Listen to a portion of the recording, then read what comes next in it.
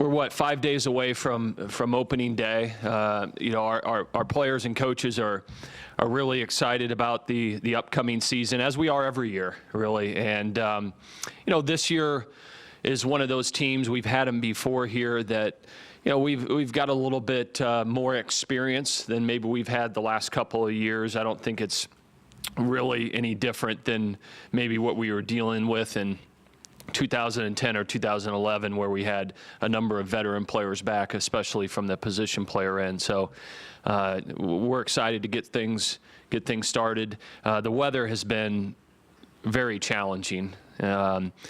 We had some scrimmages that were scheduled for this past weekend, that we had to actually push back to early this week.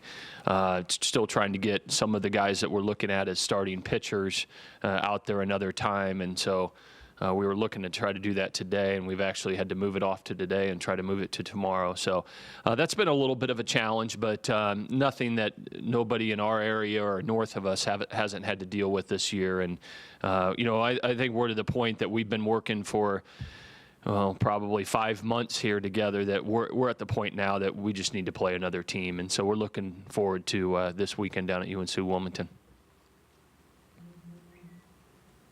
Besides your pitching, any other lineup changes, or what are you looking at for this weekend? We're dealing with a few things, some nagging injuries with some players that they've been dealing with those over the past week. I don't believe that will hinder us with anything on opening day or the opening weekend. Some of those position players have been working back on throwing programs. They've been going very well. They've had some flare-ups, which typically happens in the preseason. Somebody gets a sore shoulder and you got to shut them down, and we're ramping them back up. But everything looks like everybody should be in good shape, ready to go for opening day. I couldn't tell you right now what the lineup is. Quite frankly, I haven't thought too much about it. I do know this: I think we have a lot of good hitters. I think there's a lot of good options, maybe more options than we've ever had here before, more versatility than we ever have before.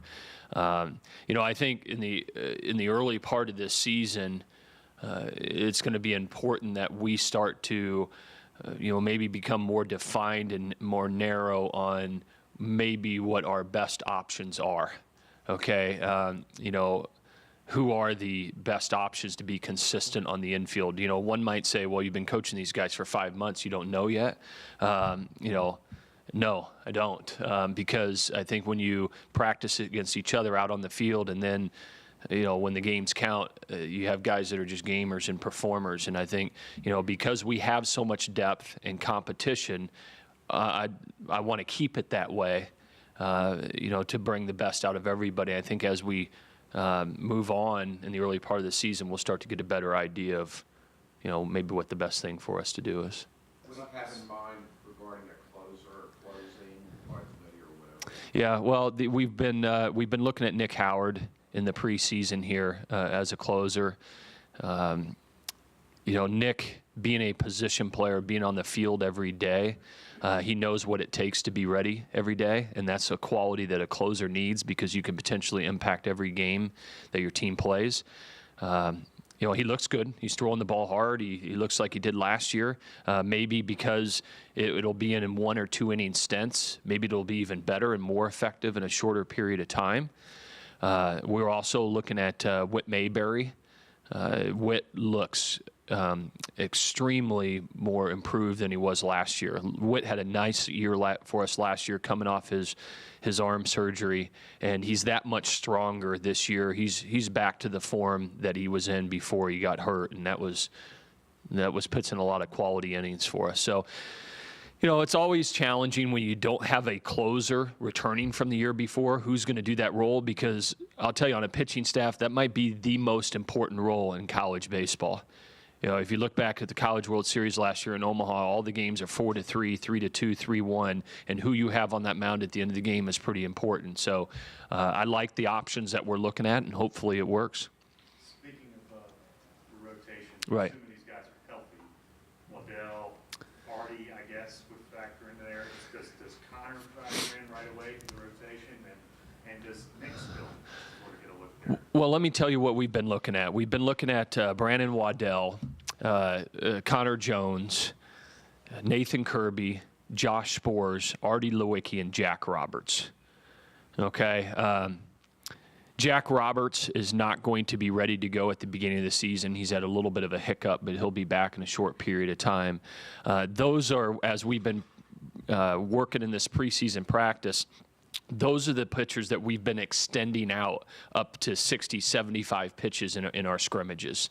In all fairness to them, you know, I need to wait until this last scrimmage plays out because 2 of them are pitching in that and to remain competitive. But certainly Brandon Waddell, we all know what he did for our team last year. That guy's going to be in there.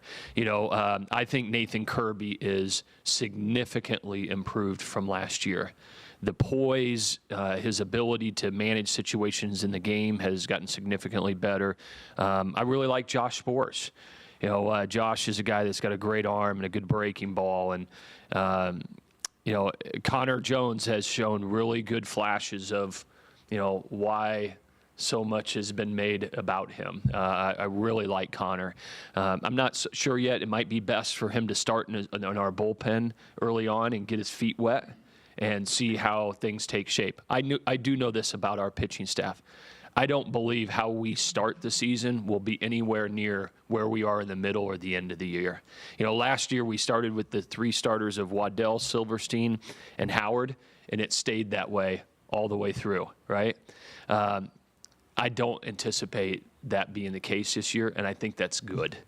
You know, I think they're all going to challenge each other to bring the best out of them. You know, and once we are able to get more narrowed and we've got, you know, a good sample size to decide how consistent these guys are going to be, then I think that strengthens us because then it can put guys in more defined roles in our bullpen. So I think our pitching will only get better as the year goes on because it'll become more defined. Brian, Cogswell gives you versatility. Yeah. Right. How are you going to use him? Well, Jeff, you know, we've been, you know, certainly Brandon Cogswell is very qualified at shortstop. We've been looking at the option of John Laprice at second base with Cogswell at short. We've also been looking at the option of the young freshman from Canada, Danny Pinheiro, at shortstop and Cogswell at second. You know, I have not had discussions with those players yet on how we're going to start out. Even though in my mind I might have made my decision, it's something I'm not going to share today because I need to have conversations with those players. But certainly there's athleticism, there's versatility. I think Brandon Cogswell would be an excellent second baseman, just like I think he's an excellent shortstop. What's most important for us to do is to put our best double play combination there together. I think a lot of times people say, well, you have to put your best shortstop at shortstop. I get that, but it's about the middle of the infield and what is the best combination we have, and we certainly have some options. But I think this day last year, Yeah. you had a good feeling about Kenny Towns going to that opening week. Yeah. He has a couple of grand slams. Uh-huh. Any surprise guys this year that, you know, either Matt Thice or somebody that could surprise early? Yeah, I don't know that there's anybody from the veteran players that I'll tell you would be surprised. You know, certainly there's many of them that are improved. You know, I think Robbie Coleman as a catcher has really improved, and he's been swinging the bat great for us in the preseason. Robert Benny has too. You know, and these are guys that haven't had much playing time because of who's in front of them. You know, and certainly I believe they'll impact our team at some point. You know, I really look at the 2 rookie players, Pinheiro and Thice, that I think both of those players are going to make significant impacts for us. I think Tony Butler, the freshman infielder from Wisconsin, is going to help us also, and maybe pretty early in the season. We'll see. But Pinheiro and Thice, those are 2 pretty advanced players that you don't get very often at this level. The price of, Go ahead. the price of expansion, you won't see NC State or Maryland in Right. the regular season. Is there a tint of disappointment that you won't see Notre Dame, just given given your roots there? Yeah, that's what's tough about his expansion is, you just can't play everybody. It's unfortunate, NC State is going to have a great ball club this year, and it's unfortunate that we don't play them because I think that's good for both of us. And the fact that it's Maryland's last year in the league and we don't get a chance to play them, and then also Notre Dame. So, the way that the conference schedule works, it'll rotate, and we'll get to play all those people. But, it is what it is, and I think we chose the best way to manage this league is that you only have 10 weekends, and so you're going to miss 3 opponents. And, what I hope is that it doesn't make a big factor in who wins the regular season title in this league, but certainly it could. Yeah. Talking about Connor. Yeah. Since he's been here, what's specific 1 or 2 things that you've been working with him to, or has been working on? Well, I think when you bring a young, really talented pitcher into this level of college baseball like Connor Jones is, he's been, blessed from above with the kind of arm he has. You can't teach somebody that ability, okay? And so, but when you're in high school, you're become conditioned to standing up there and you're able to throw the ball by 95% of the high school hitters you face. And you don't have that luxury at this level in college baseball. So working with him on his changeup, working with him on the consistency of his slider, he's going to need to use those pitches in a 1-1 count, in a 2-1 count, in difficult counts where in the past he's just reared back and thrown the ball. So I've seen some improvement in that area out of him, and that's really what separates people. You look at a Brandon Waddell last year and say, well, how is he the Friday night starter for a Virginia team that wins 50 games as a true freshman? Well, he could do those things. He could do what we call add and subtract in certain counts with off-speed pitches when hitters are sitting fastball. And so that's something that Connor's been very open to. He's shown improvement in, and I think it'll be an area that he will continue to improve, most importantly. That's an area that, a Nathan Kirby had a difficult time as a first year, and I think that's an area he's starting to understand. Connor Jones is a fierce competitor.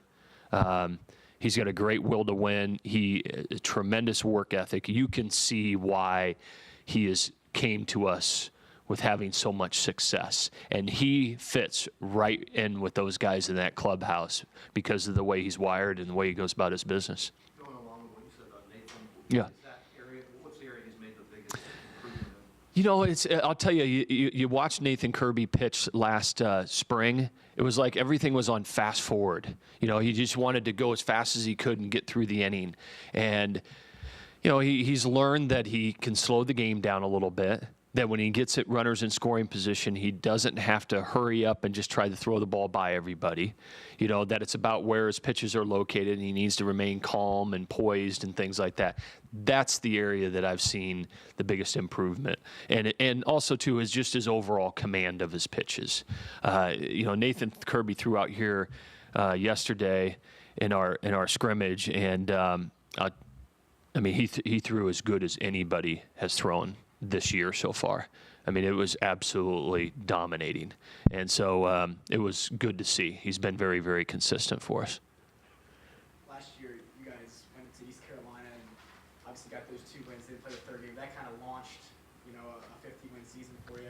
You talk about this opening weekend here and facing a Kentucky team 2 years removed from hosting a regional. How much of a challenge is that early on? How much would that kind of maybe launch you like it did last year? Well, I don't know if it'll launch us or not. We'll see. Hopefully at some point something launches us, But, this tournament down at Wilmington, what actually was not even on the schedule as of 9 months ago. We were scheduled to play a certain team here at home in a 3-game series this weekend. And quite frankly, after our season last year, I made a change. I called the head coach at Wilmington and said, can you change your tournament format and fit us into this tournament? Because I just felt like this ball club, we had more of a veteran team. We needed to be challenged this weekend, and we will certainly get every bit of that this weekend. The University of Kentucky's got a very good baseball program. They do a really good job. You know, we always have tough, hard-fought games with VMI, and Wilmington was right here in our regional last year, and they returned 90% of their club and their entire pitching rotation. So, you know, I think it's good. We need to find out where we're at. Certainly, we know we have experience. We know we have talent. How do we handle, you know, difficult points in the ball game is yet to be determined. And, you know, hopefully we come out of the weekend in a good, positive note and can continue to move forward. I know you've done this for all these guys, but the preseason number one. Yeah. How do you address that with your guys? Well, I did address it right away. You know, I told our team that, you know, it's an honor that people would consider us the top team in the country going into the season, that happens because you have a successful program and then all of a sudden you have an experienced team. That doesn't mean all of a sudden somebody thinks that you should win the national championship. A lot has to happen between now and then. So, you know, I told the players, it's an honor. You should feel good about it. You should be excited. I'm excited. But, you know, we're 4 or 5 days away from now it really mattering, and you can put that aside when the start of the season happens. But certainly there's people out there that feel like we do, that we got a pretty good team. So. Kind of the options at first base this weekend. Yeah, what we're mainly looking at first base right now is Mike Pappy and Nick Howard. There is other options there. We've looked at Joe McCarthy there a little bit. We've looked at Matt Theis there a little bit. You know, but right now it looks like we'll start off looking at Mike Pappy and Nick Howard. There's Kenny Towns at third. Yeah. Who's his backup? Tony Butler has done a really nice job, the freshman from Wisconsin. Certainly there's an option, Jeff, to move Nick Howard back there.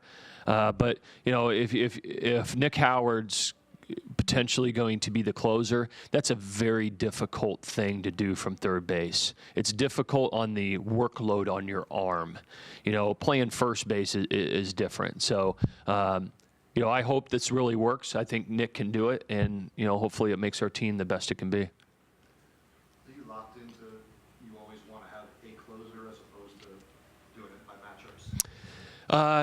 I am. You know, we've found that right guy every year here. Certainly, there's sometimes, you know, it's different than the major leagues. The major leagues, those guys are paid to be ready to close that game every night that they need them. For us, when you're dealing with 18 to 21, 22-year-olds, they can't do it every game.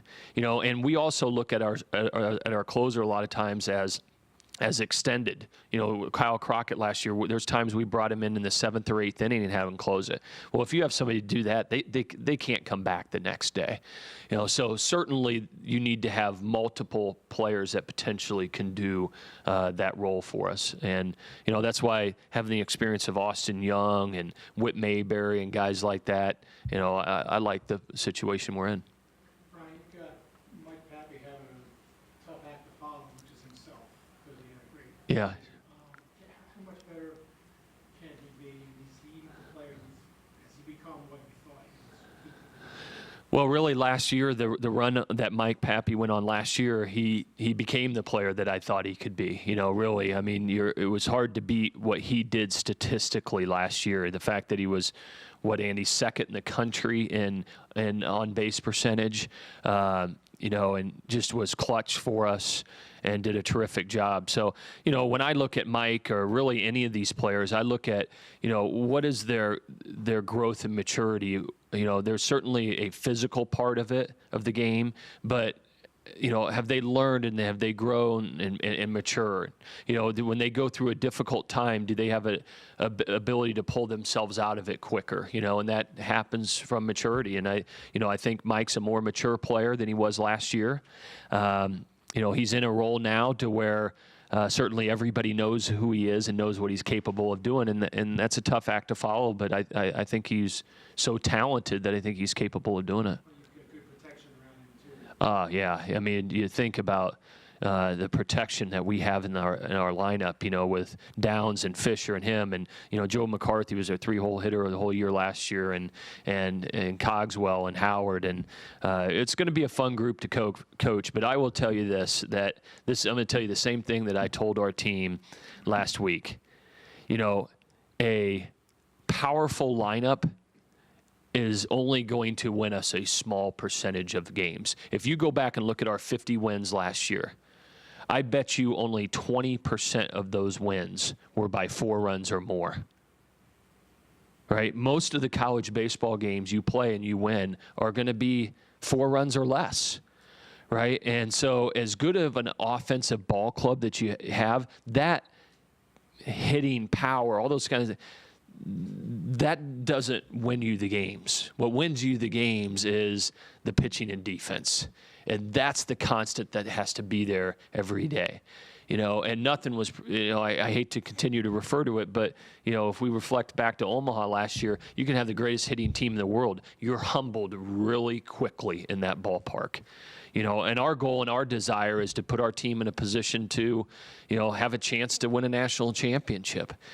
So it has always been built around the pitching and defense.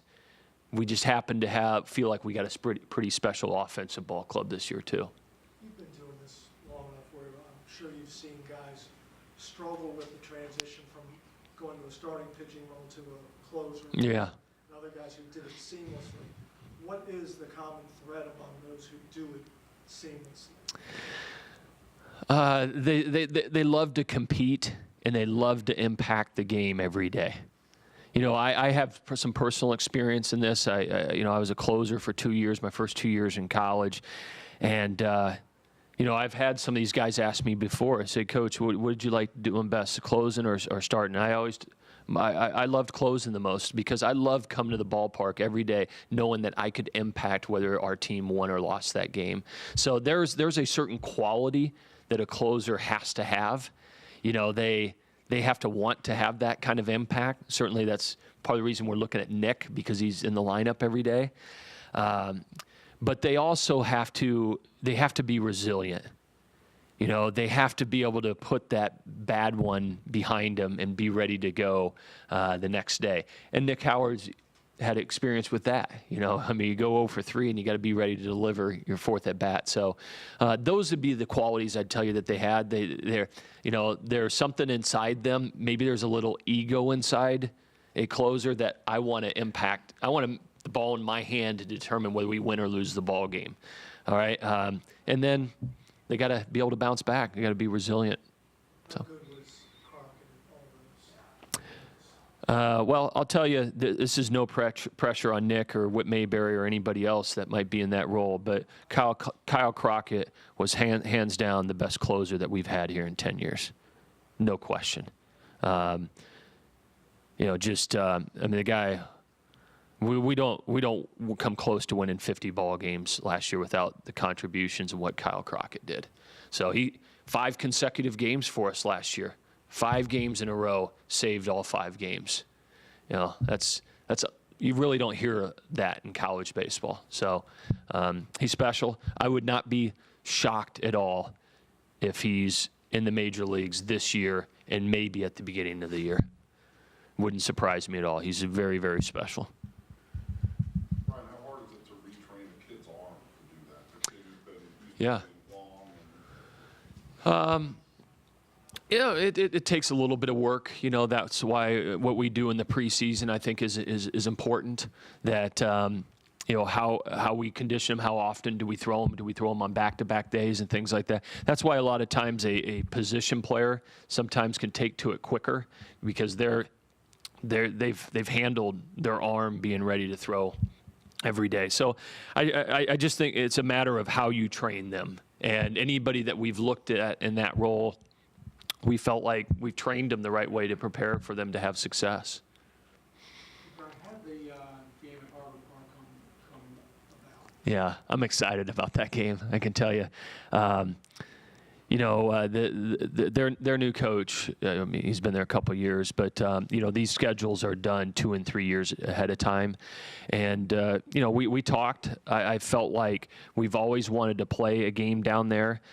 Previously, Old Dominion has not been able to pull it off, and Chris Finwood was able to get it done for us to come there and play a game. I think it's great. We have a lot of huge fan following down there. For the opportunity for our players to play in another pro venue and play in front of a lot of fans down there, I think is a great opportunity. And it'll certainly, if Old Dominion's open to it, it'll be certainly something that we'll look to continue to do. Is that a condition of you playing them, that you play them at Harbor Park? Correct. Currently it is. Yes. Yeah. And, I think it's worked out at VCU. I mean, to think about the crowds that we've gotten at VCU the last 4 years, to get in excess of 5,000-6,000 people is pretty special.